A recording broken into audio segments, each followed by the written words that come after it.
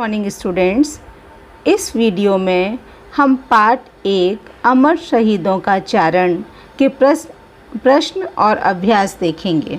आपका पहला प्रश्न क्या है? यदि देशभक्तों ने अपनी कुर्बानी न दी होती तो देश पर क्या प्रभाव पड़ता? आप बताइए, यदि देशभक्तों ने अपनी कुर्बानी नहीं दी होती तो देश पर क्या प्रभाव पड़ता? हमारा देश अभी भी क्या होता? गुलाम होता और हम आज़ाद नहीं हो पाते। कवि किसका यशगान कर रहा है? इस कविता में कवि किसका यशगान कर रहा है? आपने कविता पढ़ी है और उसकी व्याख्या भी देखी है, तो बताइए किसका यशगान हो रहा है इस कविता में? मैं अमर शहीदों का चारण। चारण कौन है? कीर्ति गायक। तो किसका यशगान कर रहे हैं वो? अमर शहीदों का। किसका यशगान कर रहे हैं? अमर शहीदों का।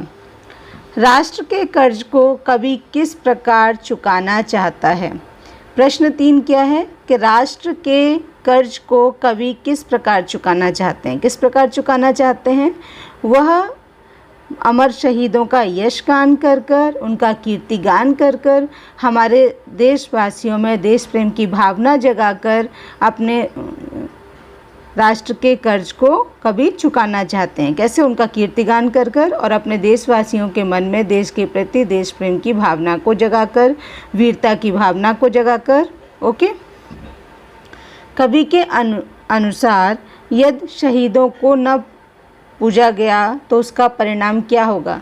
बताइए, अगर कवि के अनुसार हम शहीदों को नहीं पूजेंगे तो उसका परिणाम क्या होगा?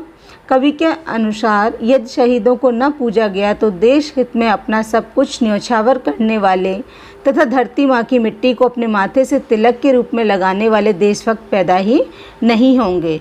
अगर हम उनके प्रति सम्मान नहीं रखेंगे तो देशभक्त कैसे पैदा होंगे? बताइए। कवि के अनुसार जहाँ शहीदों का रक्त गिरता है उस स्थान को क्या कहते हैं? क्या कहते हैं? उस स्थान को हम तीर्थ स्थल कहते हैं।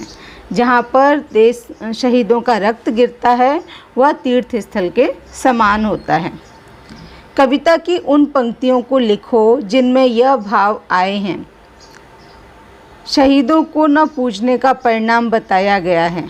बताइए कौन सी लाइन में शहीदों को न पूजने का परिणाम बताया गया है? ये देखिए, पूजे न गए शहीद तो फिर वह बीज कहाँ से आएगा, धरती को माँ कहकर मिट्टी माथे से कौन लगाएगा, है ना? Okay, now next. शहीदों के बलिदान स्थल को तीर्थ कहा गया है।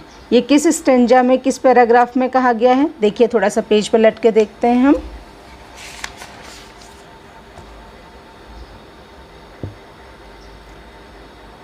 गिरता है उनका रक्त जहाँ, वे ठौर तीर्थ कहलाते हैं, वे रक्तवीर अपने जैसों को नई फसल दे जाते हैं। Okay, now next. जीवन को बोझ माना गया है। कविता की उन पंक्तियों को लिखना है जिसमें जीवन को बोझ माना गया है। ये देखिए, वे अगर न होते तो भारत मुर्दों का देश कहा जाता, जीवन ऐसा बोझा होता जो हमसे नहीं सहा जाता। ओके, यहाँ से यहाँ तक। गुड। निम्नलिखित पंक्तियों के अर्थ स्पष्ट करो। यह सच है याद शहीदों की हम लोगों ने दफनाई है, यह सच है उनकी लाशों पर चलकर आज़ादी आई है।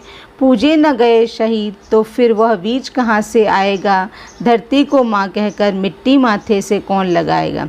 यह सच है मतलब आज के समय में हम अमर शहीदों को थोड़ा सा भूल गए हैं, तो उनको क्या करना है? हमको निरंतर याद रखना है और उनकी दी गई शिक्षा का अनुसरण करते हुए देश प्रेम की भावना को अपने अंदर बनाए रखना है। अगर ये अमर शहीद नहीं होते तो हमको आज़ादी नहीं मिल पाती, क्योंकि आज़ादी उन्हीं की देन है और उन्हीं ने अपनी जान की बाजी लगाई और अपना सर्वस्व न्योछावर किया।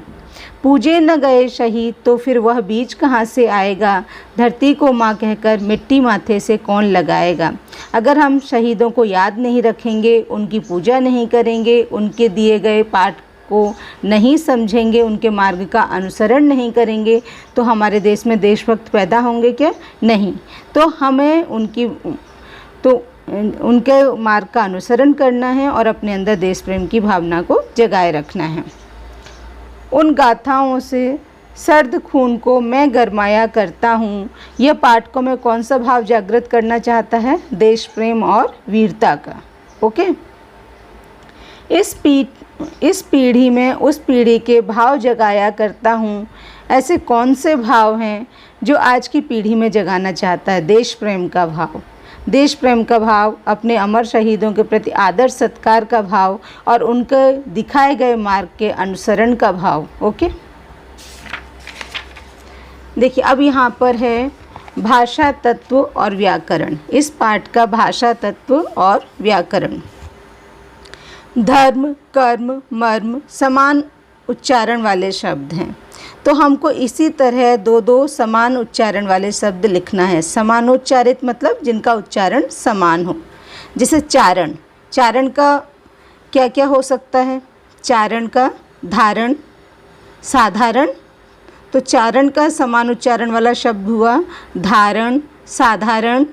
ओके, अमर का कमर,